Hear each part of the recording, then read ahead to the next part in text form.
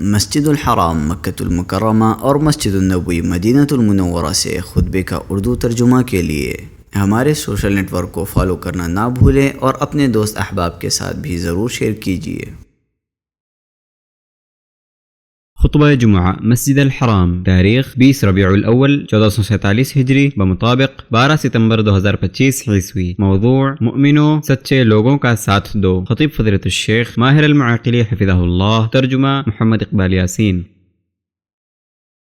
تمام تعریف اللہ بزرگ و برتر کے لیے ہے، جس نے اپنے بندوں کو گفتار و کردار میں سچائی کی طرف دعوت دی، اور میں گواہی دیتا ہوں کہ ایک اللہ کے سوا کوئی معبود برحق نہیں، اس کا کوئی شریک نہیں۔ وہ صاحب جلال و کمال ہے، اس کی شان عظیم ہے، اس کے نام پاک ہیں۔ وہ معزز جاہ و جلال والا اور عظیم صفات والا ہے، اس کی نعمتیں بھلائی کے ساتھ رواں دواں ہیں۔ میں گواہی دیتا ہوں کہ ہمارے نبی اور سردار محمد اس کے بندے اور رسول ہیں، جو معزز ترین صفات سے متصف ہیں۔ آپ سب سے بہتر ہستی ہیں، جنہیں حکمت اور جوامع الکلم عطا کیا گیا۔ اللہ درود و سلام اور برکت نازل کرے آپ پر اور آپ کے آل و اصحاب پر، جو سب سے بہتر اہل خانہ اور ساتھی ہیں، اور ان لوگوں پر جو اچھی طرح تا قیامت ان کی پیروی کریں۔ اما بعد، مومنوں، میں تمہیں اور خود کو اللہ کے تقوی کی وصیت کرتا ہوں۔ جس نے اللہ کا تقوی اختیار کیا، آخرت اس کا مقصود ہوگی، اور جس کا مقصود آخرت ہو، اللہ اس کے دل میں بے نیازی ڈال دے گا، اس کی شیرازہ بندی کر دے گا، اور دنیا اس کے پاس چاہے نہ چاہے آئے گی ہی۔ فرمان الہی ہے، جو شخص اللہ سے ڈرتا ہے، اللہ اس کے لیے چھٹکارے کی شکل نکال دیتا ہے، اور اسے ایسی جگہ سے روزی دیتا ہے جس کا اسے گمان بھی نہ ہو۔ امت مسلمہ، امام بخاری رحمہ اللہ نے اپنی صحیح میں کعب بن مالک رضی اللہ عنہ کے قصے میں جب وہ غزوہ تبوک سے پیچھے رہ گئے تھے روایت کیا ہے، انہوں نے کہا، جب مجھے یہ خبر ملی کہ آپ صلی اللہ علیہ وسلم جنگ سے واپس آ رہے ہیں تو خیال ہوا کہ کوئی حیلہ سوچنا چاہیے تاکہ آپ کی ناراضگی سے بچ جاؤں۔ میں نے اس سلسلے میں اپنے خاندان کے ہر صاحب عقل شخص سے مدد مانگی۔ پھر جب یہ اطلاع ملی کہ رسول اللہ صلی اللہ علیہ وسلم شہر کے قریب آ گئے ہیں تو یہ خیال باطل میرے دل سے نکل گیا، اور میں نے یقین کر لیا کہ جھوٹ بول کر آپ کی ناراضگی سے نہیں بچ سکوں گا، اس لیے میں نے سچ بولنے کا ارادہ کر لیا۔ رسول اللہ صلی اللہ علیہ وسلم صبح کے وقت تشریف لائے۔ آپ کا دستور تھا کہ جب سفر سے واپس آتے تو سب سے پہلے مسجد میں جا کر 2 رکعت نماز پڑھتے، پھر لوگوں سے ملاقات کے لیے تشریف فرما ہوتے۔ میں بھی آپ کی خدمت میں حاضر ہوا۔ میں نے آپ کو سلام کیا تو آپ مسکرائے، لیکن اس مسکراہٹ میں سرزنش اور ناراضگی تھی۔ پھر آپ نے فرمایا، ادھر آؤ۔ میں آگے بڑھا اور آپ کے سامنے جا کے بیٹھ گیا۔ آپ نے دریافت کیا، تم کیوں پیچھے رہ گئے؟ کیا تم نے سواری نہیں خریدی تھی؟ میں نے عرض کیا، جی ہاں اللہ کے رسول، اللہ کی قسم اگر میں آپ کے علاوہ کسی اور دنیاوی شخصیت کے سامنے ہوتا تو ضرور یہ خیال کرتا کہ میں کسی عذر بہانے سے اس کے غضب سے نجات پا سکتا ہوں، کیونکہ میں قوت گویائی سے نوازا گیا ہوں۔ لیکن اللہ کی قسم، مجھے یقین ہے کہ اگر آج میں آپ کے سامنے جھوٹ بول کر آپ کو راضی بھی کر لوں تو عن قریب اللہ آپ کو حقیقت حال سے آگاہ کر دے گا اور آپ مجھ سے ناراض ہو جائیں گے، اور اگر میں آپ سے ساری بات سچ سچ بیان کر دوں تو آپ مجھ سے ناراض تو ہوں گے، تاہم مجھے امید ہے کہ اس صورت میں اللہ تعالی مجھے معاف فرما دے گا۔ واقعہ یہ ہے کہ اللہ کی قسم مجھے کوئی معذوری نہیں تھی۔ حقیقت ہے کہ میں اتنا تنومند اور خوشحال کبھی نہ تھا جتنا میں اس موقع پر تھا۔ میری یہ گفتگو سن کر رسول اللہ صلی اللہ علیہ وسلم نے فرمایا، اس شخص نے سچ کہا، جاؤ انتظار کرو یہاں تک کہ اللہ تمہارے بارے میں کوئی فیصلہ صادر کرے۔ جب اللہ نے ان کے اور ان کے دونوں ساتھیوں کے بارے میں فیصلہ صادر فرمایا، ان کی توبہ قبول کی، کعب رضی اللہ عنہ رسول اللہ صلی اللہ علیہ وسلم کے پاس آئے جبکہ آپ مسجد میں تشریف فرما تھے۔ ان کا بیان ہے کہ جب میں نے رسول اللہ صلی اللہ علیہ وسلم کو سلام کیا تو آپ نے خوشی سے دمکتے ہوئے چہرے کے ساتھ فرمایا، تمہیں آج کا دن مبارک ہو، یہ دن ان تمام دنوں میں سب سے بہتر ہے جو تمہاری پیدائش کے بعد سے آج تک تم پر گزرے ہیں۔ میں نے عرض کیا، اللہ کے رسول، یہ معافی آپ کی طرف سے ہے یا اللہ کی طرف سے؟ آپ نے فرمایا، نہیں، یہ معافی اللہ کی طرف سے ہے۔ رسول اللہ صلی اللہ علیہ وسلم جس وقت خوش ہوتے آپ کا چہرہ مبارک اس طرح چمک اٹھتا جیسے وہ چاند کا ٹکڑا ہو، اور ہم چہرے کو دیکھ کر جان لیا کرتے تھے کہ آپ خوش ہیں۔ الغرض، جب میں آپ کے سامنے بیٹھا میں نے عرض کیا، اللہ کے رسول، چونکہ اللہ نے مجھے صرف سچ بولنے کی برکت کی وجہ سے یہ نجات دی ہے، اس لیے میں اپنی توبہ کی قبولیت کی خوشی میں عہد کرتا ہوں، جب تک زندہ رہوں گا ہمیشہ سچ بات کہوں گا۔ چنانچہ اللہ کی قسم، میرے علم میں ایسا کوئی مسلمان نہیں جسے سچ بولنے کی وجہ سے اللہ نے اتنے خوبصورت انداز میں نوازا ہو۔ جس دن سے میں نے رسول اللہ صلی اللہ علیہ وسلم کے روبرو یہ عہد کیا تھا، میں نے جس دن رسول اللہ صلی اللہ علیہ وسلم سے یہ بات کہی، اس دن سے آج تک کبھی قصدن جھوٹ نہیں بولا۔ مجھے توقع ہے اللہ تعالی باقی ماندہ زندگی میں بھی مجھے جھوٹ سے محفوظ رکھے گا۔ اس میں موقع پر اللہ تعالی نے اپنے رسول پر یہ آیات نازل فرمائی۔ اللہ نے معاف کر دیا نبی کو اور ان مہاجرون و انصار کو جنہوں نے بڑی تنگی کے وقت نبی صلی اللہ علیہ وسلم کا ساتھ دیا۔ اے لوگو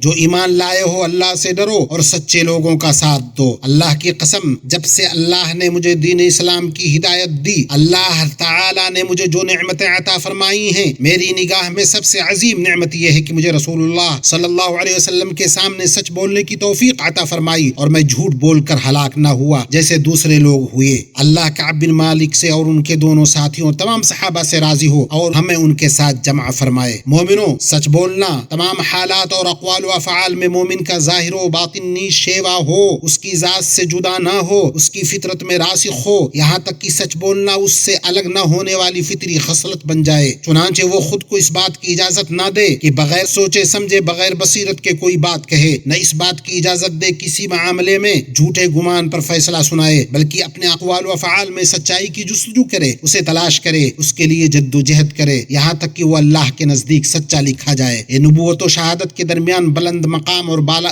مرتبہ ہے، فرمان ربانی ہے۔ جو بھی اللہ تعالیٰ کی اور رسول کی فرما برداری کرے اور ان لوگ کے ساتھ ہوگا جن پر اللہ تعالیٰ نے انعام کیا، جیسے نبی، صدیق، شہداء اور نیک لوگ، یہ بہترین ساتھی ہیں۔ صحیح مسلم میں ہے کہ نبی صلی اللہ علیہ وسلم نے فرمایا، سچ بولو اس لیے کہ سچ نیکی کی طرف لے جاتا ہے اور نیکی جنت کی طرف لے جاتی ہے۔ آدمی ہمیشہ سچ بولتا ہے اور سچ کی تلاش میں رہتا ہے، یہاں تک کہ وہ اللہ کے نزدیک سچا لکھ دیا جاتا ہے۔ اس لیے مبارک ہو شخص کو جو اللہ کے ساتھ سچا معاملہ کرے تو اللہ اس کے ساتھ سچائی کا معاملہ کرتا ہے۔ اللہ میرے لیے اور آپ کے لیے قرآن و سنت میں برکت دے اور مجھے اور آپ کو ان کی آیات اور حکمت سے فائدہ پہنچائے۔ میں یہ بات کہہ رہا ہوں اپنے لیے اور سب کے لیے مغفرت طلب کرتا ہوں، آپ بھی مغفرت طلب کریں، بے شک وہ بڑا بخشنے والا مہربان ہے۔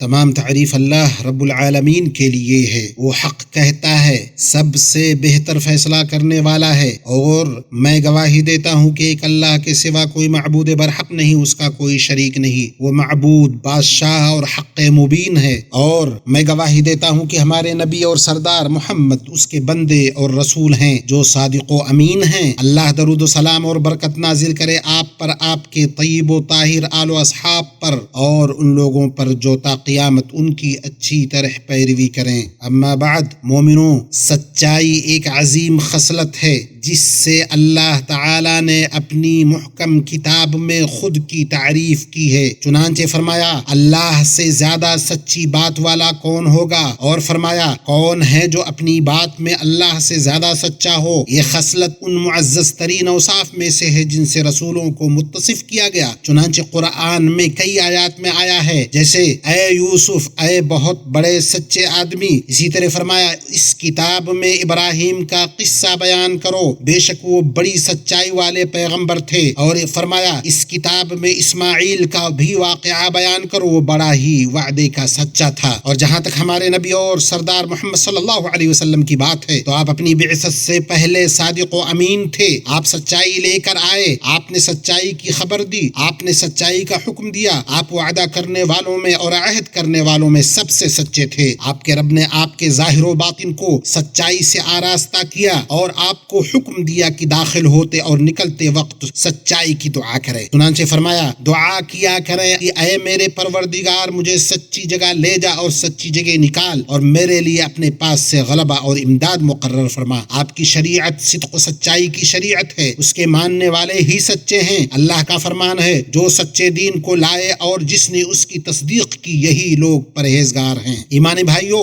سچائی نیت و عمل، حال و مقال میں اصیل ہے۔ یہ دل کا اطمینان اور سکون ہے جو غم اور پریشانیوں کے دور ہونے، دعاؤں کے قبول ہونے کا ذریعہ ہے۔ چنانچہ سچا انسان محفوظ اور معزز ہے، اور معاذ اللہ جھوٹا انسان ذلیل و خوار ہے۔ اسی وجہ سے نبی صلی اللہ علیہ وسلم جھوٹ کو برا کہتے اس سے متنفر کرتے تھے، چاہے وہ معمولی ہی کیوں نہ ہو، یہاں تک کہ چھوٹے بچے سے بھی، تاکہ وہ سچائی پر پروان چڑھے اور اس کا عادی بنے، جھوٹ سے بچے، اس سے نفرت کرے۔ یہ عبداللہ ابن عامر رضی اللہ عنہ ہیں، یہ چھوٹے بچے ہیں، کھیل کود پسند کرتے ہیں۔ وہ کہتے ہیں کہ ایک دن میری والدہ نے مجھے بلایا، ادھر آؤ ایک چیز دوں گی۔ رسول اللہ صلی اللہ علیہ وسلم تشریف فرما تھے۔ آپ نے میری والدہ سے دریافت فرمایا تم اسے کیا دینا چاہتی ہو؟ انہوں نے بتایا میں اسے ایک کھجور دینا چاہتی ہوں۔ پھر رسول اللہ صلی اللہ علیہ وسلم نے کہا اگر تم اسے کچھ نہ دیتی تو تم پر ایک جھوٹ لکھ دیا جاتا۔ اللہ کے بندو، جھوٹ کو ہلکا نہ جانو، کیونکہ جھوٹ کا دروازہ جب کھلتا ہے تو اس کا بند کرنا مشکل ہو جاتا ہے۔ صحیح مسلم میں ہے جھوٹ سے بچو، بلا شبہ جھوٹ فسق و فجور کی طرف لے جانے والا ہے، اور فسق و فجور جہنم کی طرف لے جانے والا ہے۔ بلا شبہ جو انسان جھوٹ بولتا ہے اور جھوٹ کی تلاش میں رہتا ہے وہ بالآخر اللہ کے ہاں کذاب، بڑا جھوٹا لکھ دیا جاتا ہے۔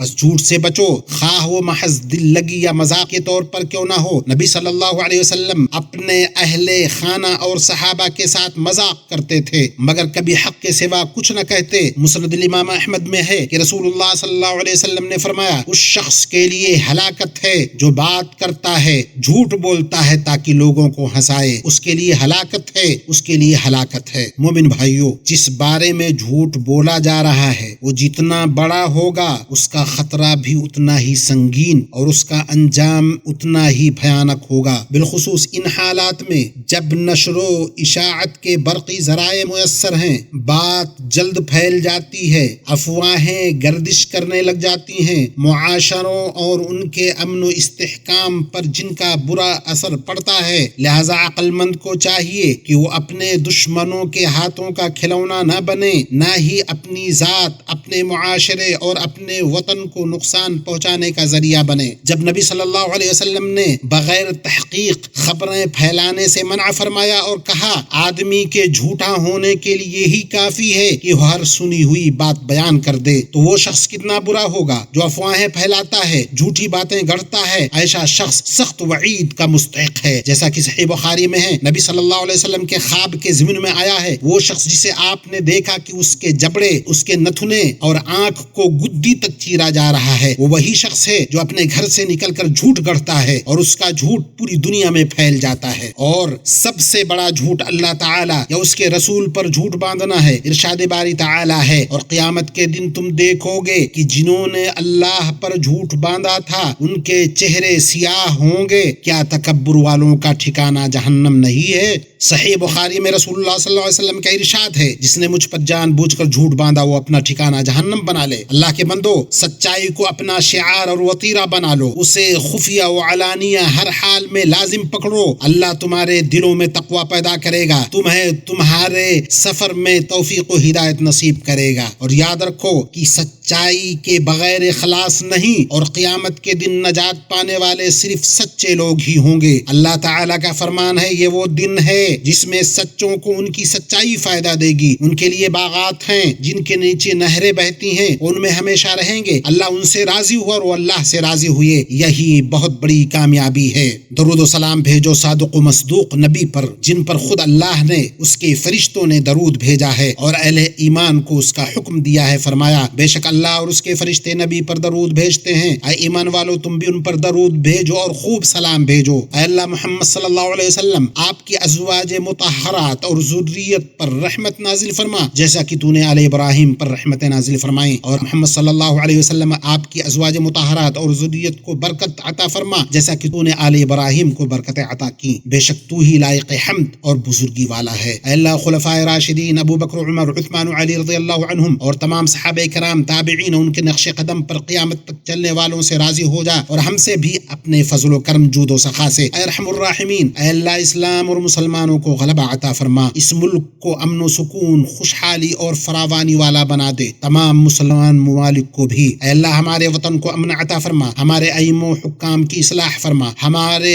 امام اور ولی امر کی حق کے ساتھ تائید فرما، اے اللہ ہمارے امام خادم حرمین شریفین اور ان کے ولی عہد کو ایسے امور کی توفیق دے جن میں اسلام کی سربلندی اور رعایا کی بھلائی ہو، اے اللہ ہمارے دین، قیادت اور امن کی حفاظت فرما، اے اللہ ہمارے سیکورٹی اہلکاروں اور سرحدوں کے محافظین کی مدد فرما اور انہیں اپنے اور ان کے دشمنوں پر غلبہ عطا فرما، اے طاقتور اور غالب پروردگار جو کوئی ہمارے اور ہمارے وطن کے خلاف برائی کا ارادہ کرے اے اللہ اسے اسی کے ہی شر میں الجھا دے، اس کی چال کو اس پر لوٹا دے، اس کی تدبیر کو اس کے لیے تباہی بنا دے، اے اللہ ہمارے فلسطینی بھائیوں کی پریشانیاں دور فرما، ان کا مددگار و حامی بن جا، ان کا معاون و پشت پناہ بن جا، اے اللہ ان کے شہداء کو قبول فرما، ان کے زخمیوں کو شفا عطا فرما، ان کے مریضوں کو صحت دے، ان کے بھوکوں کو رزق عطا فرما اور انہیں کھانا کھلا، اے اللہ صہیونی غاصبوں اور ظالموں پر اپنا عذاب نازل فرما، ان کی گروہ کو منتشر کر دے، ان کے جتھے کو بکھیر دے، ان پر مصیبتیں ڈال دے، اے اللہ ان کے شیرازے کو منتشر کر دے اور ان کے جتھے کو بکھیر دے اور ان پر مصیبتیں نازل کر دے، اے اللہ مسجد اقصی کی حفاظت فرما اور اسے روز قیامت تک سر بلند اور بالا رکھ، اے اللہ مسلمانوں کے غم دور فرما، پریشان حالوں کی مشکلیں آسان فرما، قرض داروں کے قرض ادا فرما، ہمارے مریضوں اور تمام مسلمانوں کے مریضوں کو شفا عطا فرما، اے اللہ ہم تیری نعمت کے زوال، تیری عافیت کے بدلنے، تیرے اچانک عذاب اور تیرے ہر قسم کے غضب سے تیری پناہ میں آتے ہیں۔ ربنا آتنا فی الدنیا حسنۃ وفی الآخرۃ حسنۃ وقنا عذاب النار، سبحان ربک رب العزۃ عما یصفون وسلام علی المرسلین والحمد للہ رب العالمین۔